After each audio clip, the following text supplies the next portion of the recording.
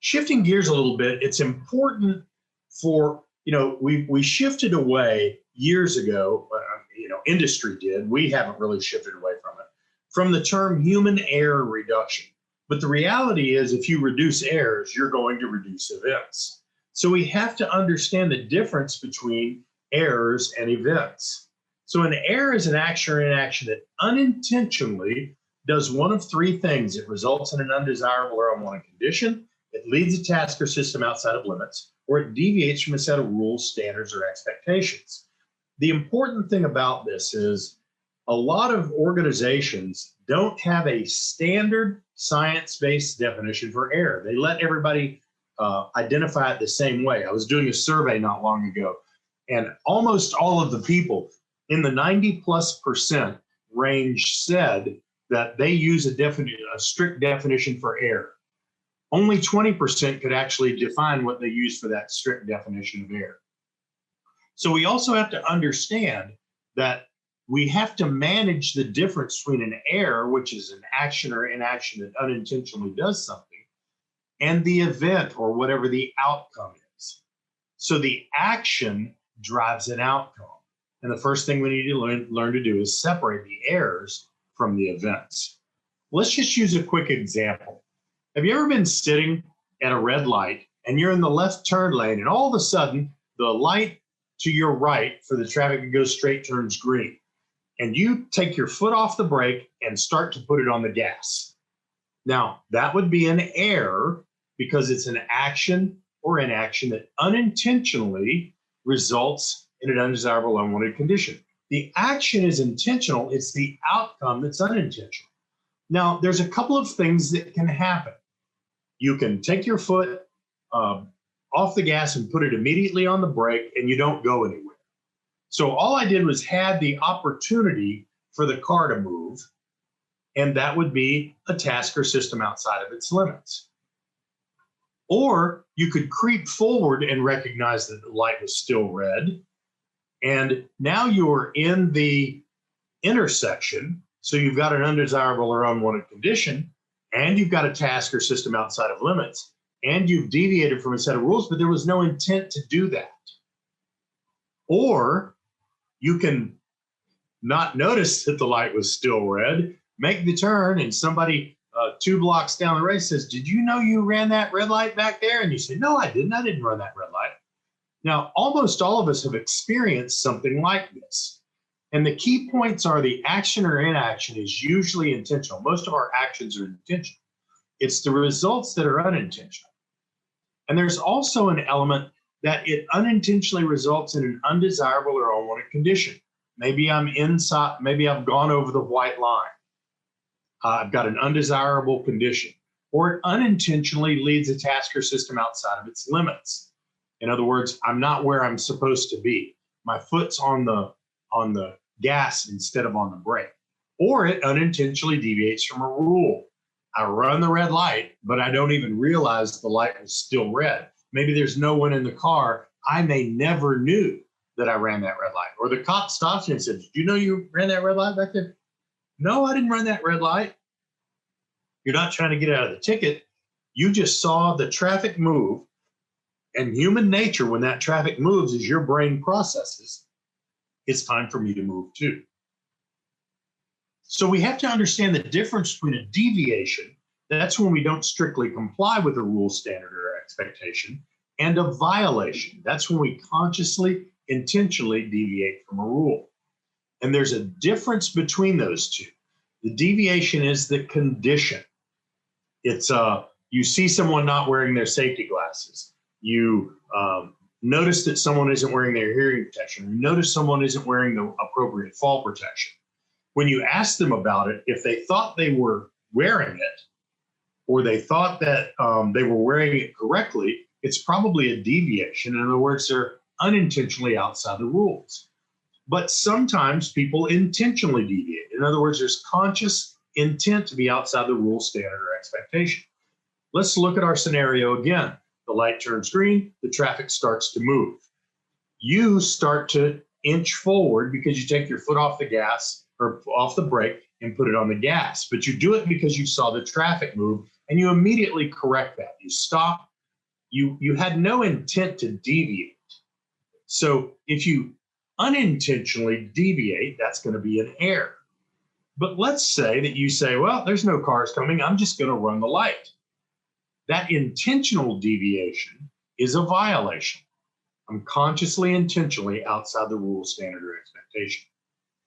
So we have errors, events, violations, and deviations. And then we've got active errors, sharp into the stick. Turn wrong switch, wrong thing happens, open wrong valve, stuff goes to wrong place, run stoplight, get hit by truck. There's an almost immediate cause and effect relationship with an active error. But more importantly, we have latent errors. Latent errors are where the error was created at one time and the outcome happens later. I was just recently doing a house inspection, and it was pointed out to us that the pylons on the deck sat directly on the ground. And the inspector said, when the pylons sit directly on the ground, you're asking for the wood to be rotted. Well, that happened when they built the deck 5 years ago, but it's not going to impact them for 2, 3, 4, 5 years. We don't even know when that's going to happen. That would be a latent error. So first, we've got to learn to separate the errors from the events. Then we've got to understand that errors and violations are different things. And then we have to pay attention to all types of errors, not just the active errors. So again, a human nature characteristic is that we tend to pay attention to the active errors and not as much attention to the latent errors because we think they're hard to find. They really aren't. So let's talk about some of the basic understandings of HOM. One of them is that about 90% of events are caused by something other than just the individual. Now, this came from W. Edwards Deming's work. And Deming would say that in any industrial process, there's a 90% certainty that the problem is systemic in nature, not individual in nature. Fix the system, you fix it for good. Fix the individual, you only fix it for now. The second one is that we're pretty predictable as humans. About 95% of us react very similarly to the same stimuli. Stress feels the same to us. It may happen at different times to us and for different reasons, but the physiological response is the same. Fatigue is very predictable. We know what happens to the body with fatigue. Time pressure. We know error rate goes up under time pressure because we know when our heart rate increases and our blood pressure increases, it impacts the way our brain processes things. The third one, and that's why stoplights work, by the way. The third one is that people do what they do at the time they do it for reasons that make sense to them at that time. Now, Dr. Sidney Dekker wrote this in his book, The Field Guide to Understanding Human Error. I'm sure many of you have read it, but if you haven't read it, I recommend you get it and read it. And what he would say is that if it's true that most people come to work to do a decent job every day, they don't come to work to get hurt, they don't come to work to break your equipment, then it must also be true that they do what they do at the time they do it for reasons that make sense to them at that time. And what makes things make sense to people? Other people, programs, processes, work environment, organization, equipment.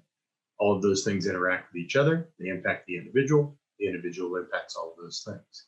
So we can use the task-based system to understand what might make sense to us or others in the task-based system. But it is not common sense, and you need to throw that out of your vocabulary. Common sense is your belief that I should believe the way you believe on whatever it is we're talking about. There's really no such thing, and yet we like to use it a lot, especially leaders. In hindsight, like to say, well, that just doesn't make any sense. Everybody knows you're not supposed to do that. They should have known that you're not supposed to do that. Anytime that happens, you should challenge them to say, what makes you believe that? And make them tell you what makes them believe that what they know now was what that individual knew in the moment. Because again, people don't come to work to get hurt. They don't come to work to break your equipment. That's very, very rare. So stop trying to use the common sense argument. I mean, the reality here in the States, if there was a common sense, then two television stations, MSNBC and Fox, couldn't sit right next to each other on channels because they both think they have common sense. I'm not saying which one's right, but they both tell everybody else that they're the only ones with any common sense. So try to leave the common sense argument out. We also have to understand a little bit about how bad things happen. And sometimes they happen in ways that are outside the organization's control. But in all the rest of them, there's usually a human error associated with it. Remember, that's an action or an action that unintentionally results in an undesirable or unwanted condition. Or it leads a task outside of limits, or it unintentionally deviates from a rule, standard, or expectation. That makes up, if you believe Deming, and I think you should because your company uses him everywhere else, that makes up about 90% of these bad outcomes the organization has control of.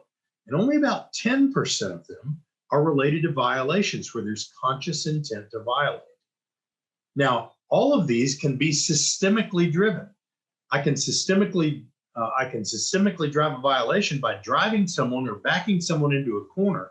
And the only way out of that corner is for them to violate or break a different one of your rules. We need to teach our first line supervisors and teach people to look for that. But there's also about 10% that are what we would call isolated. Let me tell you what HOP won't solve. People will still step off a curb and break their ankle. Every now and then, someone is going to fall going up and down steps. It will reduce those, but it's not going to eliminate it because it's usually isolated with no systemic drivers. And too many organizations try to solve all of those problems together. But I want you to notice right down here in the corner are isolated violations. Now, an isolated violation is a violation that is conscious and intentional and doesn't have any systemic drivers. Now, if I was sitting at a stoplight and I decided I was going to run a red light and there was nobody else around and I just decided to do it, that would be an example of an isolated violation.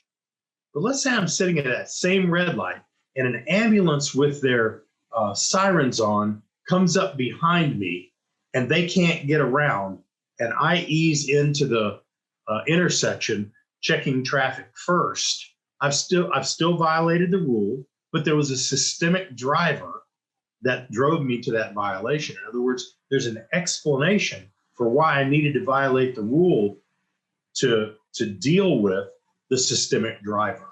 We have to be able to understand how that works.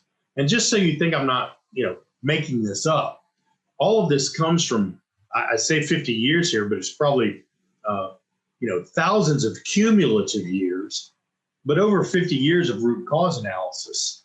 And the 85-15 rule started when the Federal Aviation Association started to, or administration started to collect data on aircraft hull loss accidents and how many of those contained in air. And then the international data started being collected. And what they noticed was all of these contained in air, but the air was very, very rarely the root cause or the ultimate cause of the crash. So we started looking at things differently to drive down past that proximate air. Deming's out of the crisis and his 14 principles of quality give us the ratios. These ratios have stood the test of time from the 1940s. And then Dr. James Reason came along and wrote Human Error, Managing the Risks of Organizational Accidents, and Human Contribution. PII did some research in the 1980s and 90s that validated a lot of this. So when you try to explain how and why bad things happen to leaders, you have to give them the understanding that you're not just spouting off numbers because you believe them to be true. They actually came from somewhere. And really, in the end, you have to get leaders to understand that ultimately the reason why people aren't identifying what we like to call near misses is they're probably not using an understanding and a language and behavior that warrants people changing what they've identified in the past. So you may get the error that results in an undesirable or unwanted condition as a near miss because it's self-revealing. But because you've talked about violations so much, you're not going to get a systemically driven violation. You're not going to get an unintentional deviation. You're probably not going to get system outside of limits.